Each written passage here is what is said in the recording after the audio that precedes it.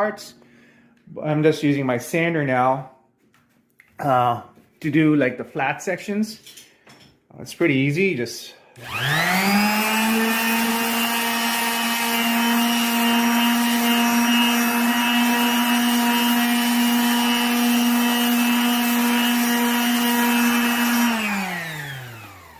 like so.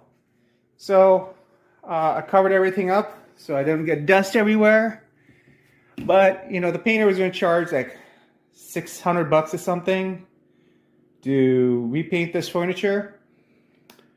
I'm just going to do it because I just like this furniture. I don't want to throw it away and get new furniture, and I think I can paint it. So yeah, I think I plan on painting the whole thing like cream.